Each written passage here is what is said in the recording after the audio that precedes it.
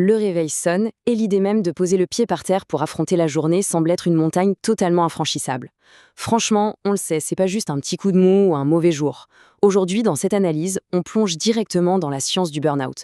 L'objectif, c'est de décortiquer les vrais symptômes et de regarder les solutions concrètes qui existent pour enfin démystifier tout ça, en s'appuyant uniquement sur des données cliniques en béton.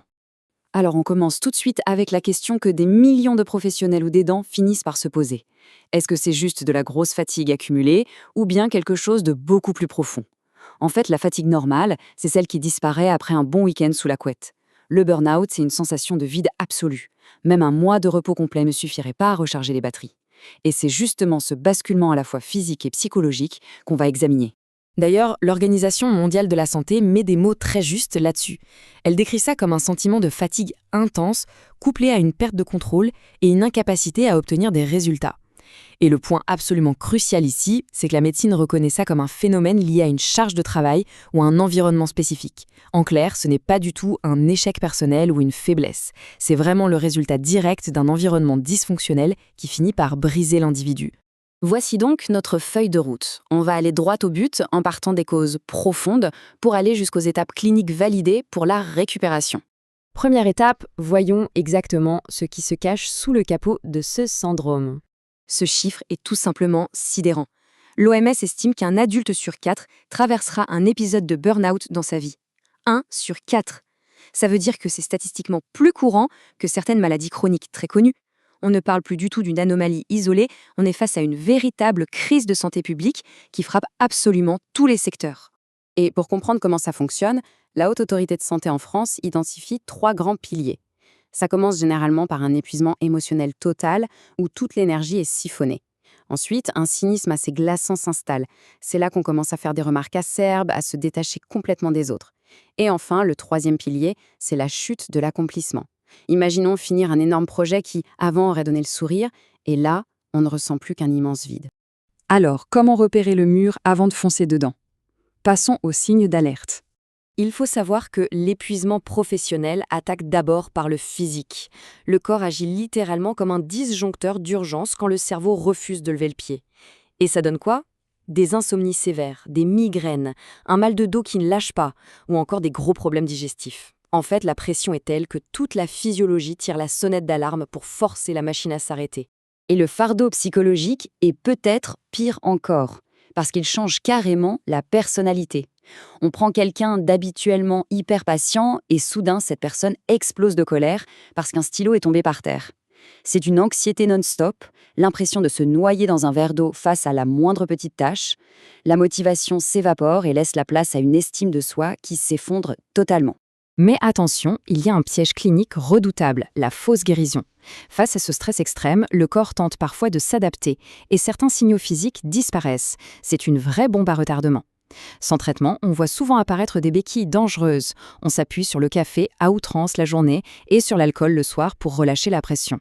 Pendant ce temps, l'épuisement émotionnel s'enracine en silence, encore plus profondément. Ce qui nous amène à une distinction vraiment critique. Comment différencier le burn-out de la dépression? C'est hyper important de ne pas confondre les deux, car les traitements sont très différents.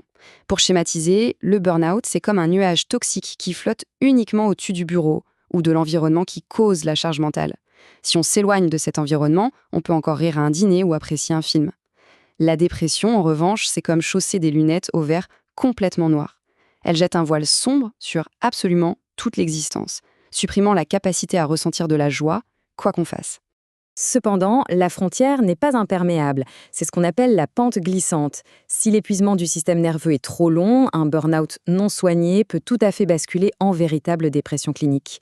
Le stress chronique prolongé modifie carrément la chimie du cerveau. C'est une spirale descendante où la détresse liée au travail contamine finalement toute la vie.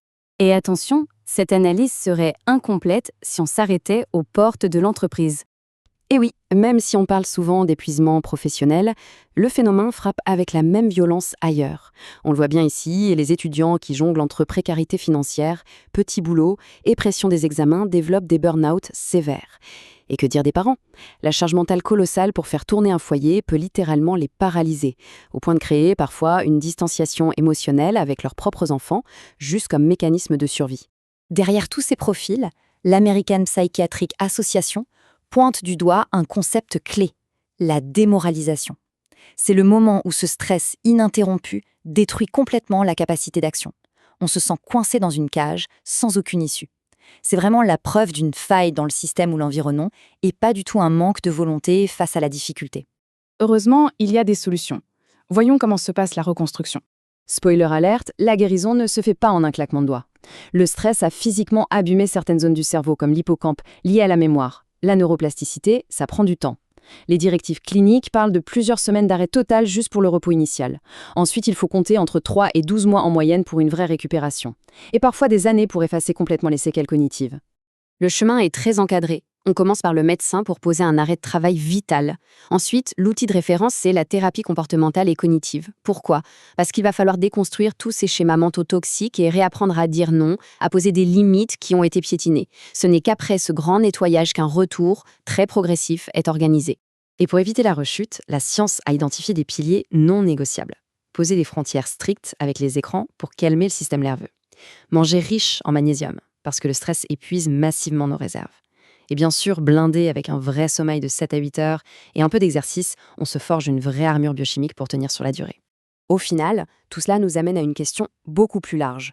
Au lieu de demander aux êtres humains de s'endurcir sans fin face à des charges impossibles, quand est-ce que nos entreprises, nos écoles, nos institutions vont adapter leur fonctionnement à nos limites biologiques? C'est le vrai défi collectif d'aujourd'hui et franchement, il est grand temps d'y réfléchir sérieusement.